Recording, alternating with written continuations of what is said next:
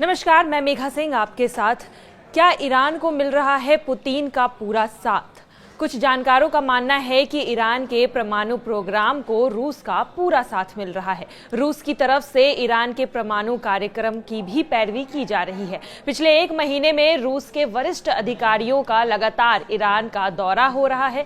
फरवरी में भी आखिरी में रूस ने विदेशी मंत्री को भेजा था, वो ईरान गए थे। कुछ खबरों में ये दावा किया गया है कि ईरान एक एक्सपर्ट रूसी वैज्ञानिकों को पूरी तरह से मदद भी दे रहा है। ऐसे पॉइंटर्स भी है जो पिछले एक महीने में निकलकर सामने आए हैं, वो भी हम आपके सामने रख देते हैं। ईरान के परमाणु प्रोग्राम का दौरा करने गई यूएन की परमाणु टीम की एक रिपोर्ट में कहा गया था कि डील पर बात तो होगी, लेकिन परमाणु तैयारी ईरान करने के काफी करीब हो गया है। ईरान के कुछ नेताओं का भी ये दावा किया गया था कि हम किसी भी समय परमाणु बम बना सकते हैं। वहीं तीसरा पॉइंट ये भी सामने आया कि ईरान के परमाणु प्रोग्राम को रूस का पूरा साथ मिल रहा था। पुतिन भी इस मामले पर कुछ नहीं कह रहे थे, वहीं साथ ही यहां पर पुतिन ईरान का समर्थन करते हुए दिखाई दे रहे थे। वहीं चौथा पॉइंट ये भी सामने आया कि रूस की तरफ से ईरान के परमाणु कार्यक्रम की पैरवी की गई थी और अब ईरान पूरी तरह से तैयार है अपने परमाणु कार्यक्रम को लेकर। और हाल ही में ये दावा भी किया जा रहा है कि ईरान ने परमाणु परीक्षण कर लिया है। दरअसल कुछ समय पहले ही ईरान में अर्थक्वेक आया था और जिसकी वजह से पूरे इंटरनेशनल मीडिया में ये खबरें फैल गई थी कि ईरान ने परमाणु परीक्षण किया है। इसके बाद लगातार अमेरिका और इजराइल मीटिंग भी कर रहे थे, लेकिन अब समर्थन किसका होगा और किसके साथ होगा, ये एक बड़ा सवाल है। यहां पर रूस का क्या टेक होगा? क्या पुतिन यहां पर खुलकर सामने आएंगे और क्या चाइना भी पुतिन के साथ मिलकर ईरान का समर्थन करेगा? इन सभी मुद्दों पर हमारे साथ चर्चा करने के लिए जुड़ चुके हैं मयंक। तो चलिए मयंक से अब जानते हैं इस पूरे मामले पर विस्तार रूप से। मयंक, आपका स्वागत है। मयंक, सबसे पहला सवाल तो यही होगा कि क्या पुतिन अपनी दोस्ती है जो ईरान से निभाएंगे? देखिए, आपके सवाल का जवाब देखिए, इस समय इंटरनेशनल मीडिया में सबसे ज़्यादा चर्चा इस बात की है कि ईरान और अमेरिका के बीच युद्ध अब तय है। बस कुछ ही दिनों की बात है, अमेरिका ईरान पे ज़रूर हमला करेगा। इसके साथ जिस चीज़ की सबसे ज़्यादा चर्चा हो रही है वो ये कहा जा रहा है कि पुतिन का रुख ईरान को लेकर क्या होगा अगर अमेरिका हमला करता है तो। देखिए, मैं आपको एक बयान बताना चाहूँगा, ये हाल ही का बयान है जो कि पुतिन की तरफ से आया है। उन्होंने कहा है कि ईरान हमारा विश्वसनीय दोस्त है। देखिए, ये बहुत बड़ा बयान है जो कि पुतिन की तरफ से आया है।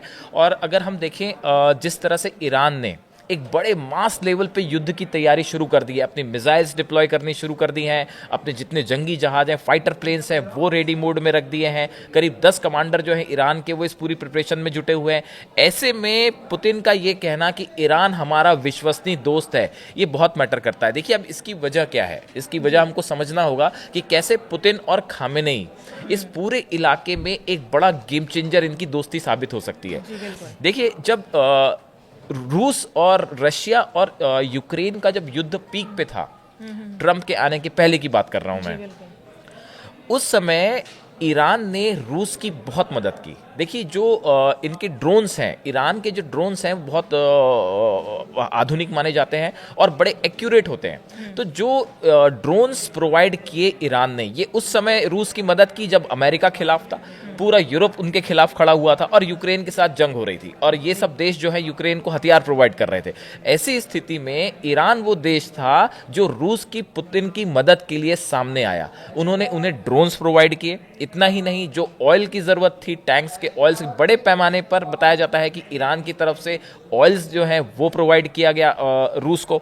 उसी तरह से आप देखें कि जब भी ज़रूरत इस तरह की पड़ी इंटरनेशनल स्टेज पे रूस को, तो हमेशा मदद के लिए ईरान साथ खड़ा रहा। तो देखिए, ये पुतिन के बारे में ये कहा जाता है कि पुतिन जो है वो अपनी दोस्ती हमेशा निभाते हैं। ऐसा कहा जाता है कि जब भी अगर ज़रूरत पड़ने पे किसी ने रूस की मदद की है, पुतिन की मदद की है, तो पुतिन हमेशा उसकी ईमानदारी से मदद करते हैं। तो अब देखिए जी, अगला सवाल मैं यही पूछना चाहती हूँ कि रूस अगर ईरान के साथ आ जाता है तो फिर अमेरिका को कितना बड़ा झटका लग सकता है इस चीज़? देखिए, आपको पहली कुछ बात तो समझने की ज़रूरत है कि अगर हम पिछले 3-4 महीने के जो डेवलपमेंट्स हुए ईरान और रूस के बीच में। ऐसा बताया जाता है कि जब ये ईरान ने इजराइल पर हमला किया था, जो मिसाइल अटैक हुआ था, उसके बाद ये माना जा रहा था कि हो सकता है अमेरिका या इजराइल बहुत बड़े पैमाने पर मिसाइल अटैक कर दे ईरान के ऊपर। उस समय कुछ एक्सपर्ट्स का ये मानना है कि रूस की तरफ से S-400 डिफेंस सिस्टम जो है वो ईरान को दिया गया। ये बेहद आधुनिक डिफेंस सिस्टम है जिसमें अगर किसी भी तरह की मिसाइल्स ईरान के ऊपर अगर इजराइल फायर करता है या अमेरिका फायर करता है तो ये S-400 सिस्टम जो है उसको तबाह कर सकता है। तो ये एक बड़ा जो था रूस की तरफ से बड़ी मदद ऐसा बताया जाता है कि ईरान की गई।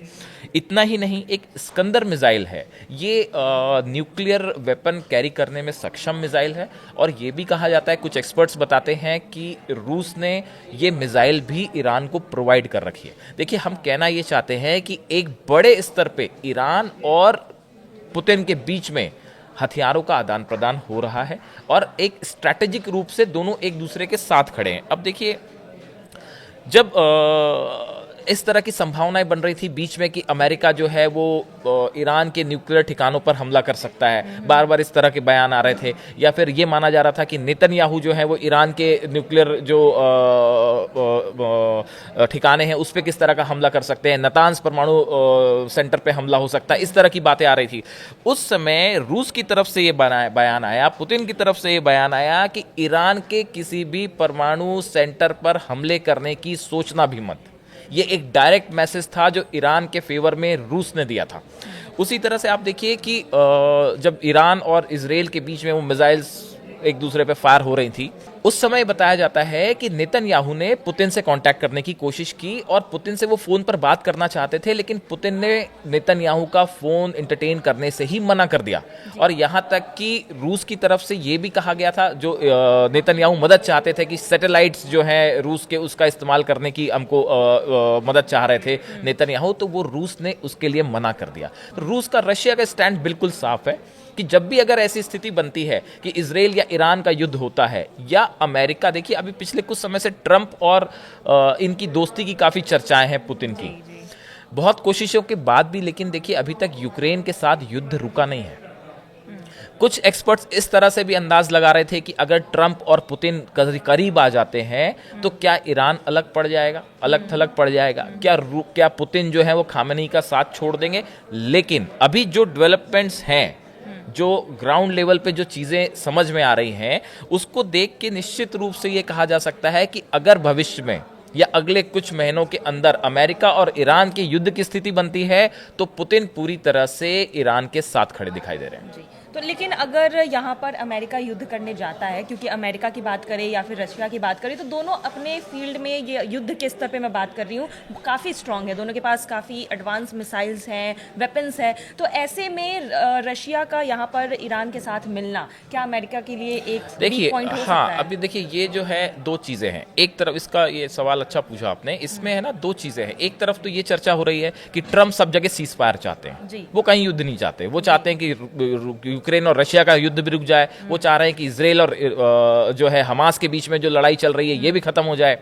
लेकिन आप देखिए सीज फायर टूट गया, हमास के साथ सीज फायर टूट गया। अगर ट्रंप चाहते, अगर दबाव डालते तो शायद सीज फायर कंटिन्यू होता। हिजबुल्लाह के साथ जो सीज फायर है वो भी टूटता दिखाई दे रहा है। लेबनान के साथ जो है इजराइल ने लेबनान में भी अटैक किए हैं, हुती एक अपनी समस्या बना ही हुआ है। तो देखिए कुछ डेवलपमेंट्स ऐसे हो रहे हैं जो इस ओर इशारा कर रहे हैं कि भाई क्या अमेरिका बड़ा अटैक करना चाह रहा है, और ईरान इसके लिए पूरी तरह से तैयार है। ईरान ये चाहता है कि किसी भी तरह से अगर हमला हो तो जवाब दिया जाए। अगर इस स्थिति में अगर किसी तरह का अटैक होता है, और उसमें फिर ये सवाल है कि अब रूस की क्या भूमिका होगी, पुतिन के क्या भूमिका होगी। देखिए पुतिन की भूमिका इस मिडिल ईस्ट में ये तय कर देगी कि जीत किसकी होगी और हार किसकी होगी। देखिए पुतिन जो है, पुतिन के पास रूस के पास जितने हथियार हैं, मिसाइल्स हैं, एयर डिफेंस सिस्टम है, हथियार हैं, सब कुछ एडवांस टेक्नोलॉजीज हैं। ऐसी स्थिति में अगर ईरान के साथ खुलकर पुतिन खड़े हो जाते हैं तो इससे दो चीज़ें तो तय हैं। पहली बात, इजराइल और अमेरिका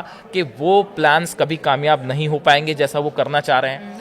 दूसरा, कभी ये स्थिति बनती है कि इजराइल और ईरान के बीच में युद्ध हो जाता है और पुतिन जैसा कह चुके हैं कि भाई इस स्थिति में हम खुलकर ईरान के साथ खड़े हैं, अगर ऐसा होता है तो ये नेतन्याहू और इजराइल के लिए एक बड़ा झटका साबित हो सकता है और ये इजराइल की तबाही का भी बड़ा कारण बन सकता है। अच्छा, एक सवाल और है कि ऐसा माना जा रहा है कि रसिया तब तक ही ईरान के साथ रहेगा जब तक ईरान अपने स्ट्रांग पॉइंट पे है, मतलब युद्ध जीतने के करीब है, या फिर माना जा रहा है कि उनकी पोजीशन स्ट्रांग है, या फिर बाद में उनका साथ हाँ, छोड़ ये दिया ठीक है। जाएगा? देखिए, ये सवाल सिर्फ इस ईरान तक सीमित नहीं है, ये पूरे मिडिल ईस्ट का सवाल है। ये लड़ाई जो है कोल्ड वॉर के समय से अमेरिका और रूस के बीच में, जो रशिया के बीच में, यूएसएसआर के बीच में शुरू हुई, रूस के बीच में शुरू हुई, वो आज भी इस पूरे इलाके में एक प्रकार की हेजेमनी, पूरा कंट्रोल किसका होगा, ये वर्चस्व की लड़ाई है, जिसमें अमेरिका एक तरफ है, नेटो कंट्रीज एक तरफ है और दूसरी तरफ रूस है और ये मुस्लिम अरब कंट्रीज है। तो यहाँ पे सिर्फ ईरान का सवाल नहीं है, इस पूरे इलाके में किसी भी एक देश का दबदबा ना हो, इसके लिए बहुत ज़रूरी है कि रशिया और ईरान जैसे देश जो है एक काउंटर करने के लिए एक मजबूत गठबंधन बनाए रखें। मयंक, आपका सबसे पहले तो बहुत बहुत शुक्रिया इस पूरे मामले पर हमसे बातचीत करने के लिए। और जिस तरह से अभी मिडिल ईस्ट में हलचल मची हुई है, हमारी नज़रें उन पर बनी हुई है कि किस तरह से मिडिल ईस्ट में क्या जंग के ऐलान होते हैं या फिर अमेरिका का स्टैंड क्या रहता है, रशिया का इस सभी के बीच में क्या अपना स्टैंड अलग से आएगा, और अब देखना ये होगा कि मिडिल ईस्ट में क्या जंग नज़दीक है। तो इन सब पर हमारी नज़रें बनी हुई है और अब तक हम मिडिल ईस्ट और इन सब से जुड़ी खबरें पहुँचाते रहेंगे। आज के लिए बस इतना ही, धन्यवाद।